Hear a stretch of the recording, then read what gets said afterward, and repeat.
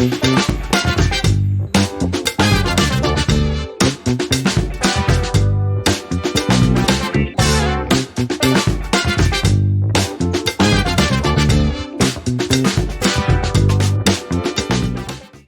welcome back to Teaching Them. Today I've got a game for you. This game is played with a block tower similar to Jenga, or you can see I have a different brand here called the Jumbling Tower. There are many different brands out there, but you just go out and find one that looks like this kind of game, where it has the small blocks that are like this, and there's usually 3 per row. And then you kind of organize them perpendicular to each other as you build. So this game is to emphasize that character is one of the most important things about us. And it goes to the scripture of 1 Samuel 16:7.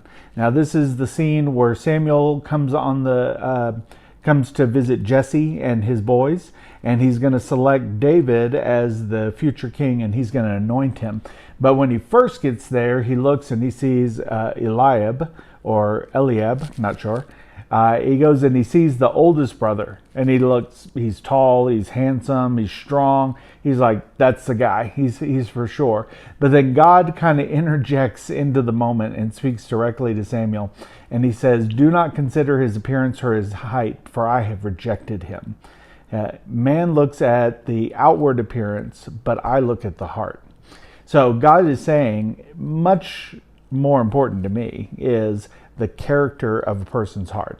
I want to know that they not only do good deeds, but they also think rightly in their hearts. And so this little game is to kind of emphasize that. So what I would do is I bring the kids together. I would talk about 1 Samuel 16:7. I tell them about David being anointed and how he was very different from King Saul. And King Saul was selected for his appearance, but he turned out to be a terrible king.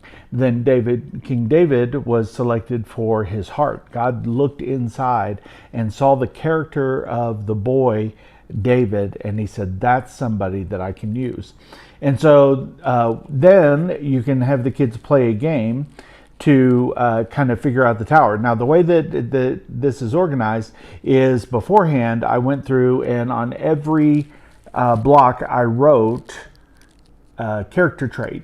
And so I have a list of them that are on the lesson. If you want to see that, you can go to www.teachingthem.org. You can see down here, I've listed about 30 some odd, maybe 40 different character traits that you could put. You could have a separate one on every block. You could just do 10 and just rotate them through the blocks. But the idea is to label each block with a character trait, so that when the kids play the game, and if you haven't seen the game, it's played kind of like this. A kid can use a hand, a finger, only one hand at a time, to remove a block.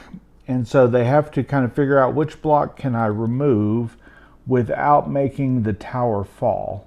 You don't want to make the tower fall. This is your character tower. You want your character to be strong.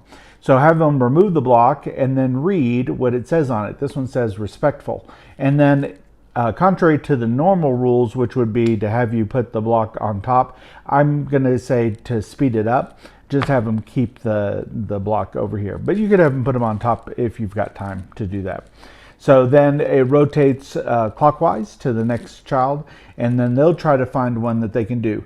Usually the middle ones are pretty easy to get out, but sometimes the side ones will come out. So this one says friendly.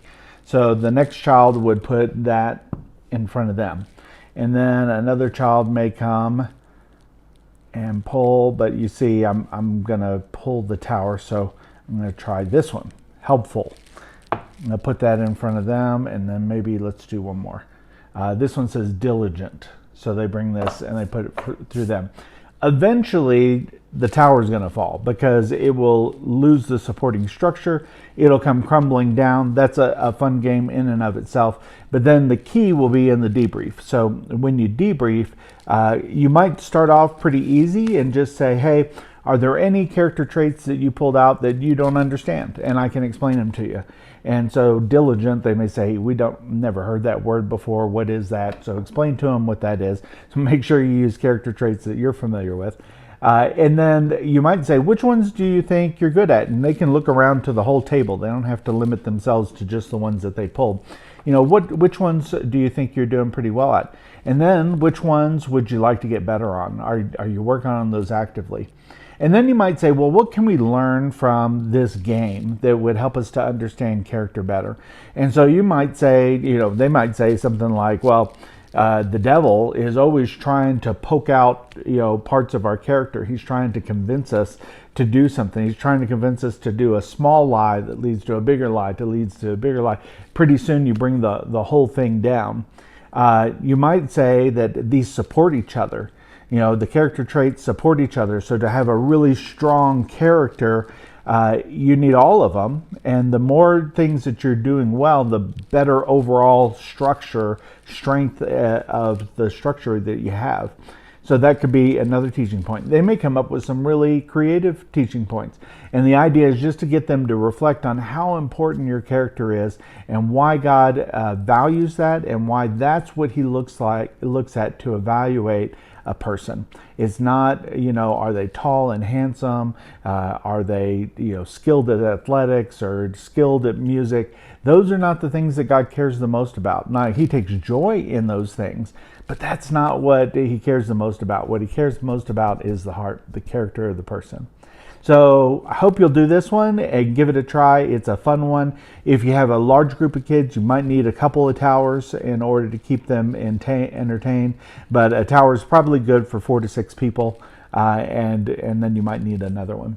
So if you'd like to print out the lesson, www.teachingthem.org. I'll see you next time.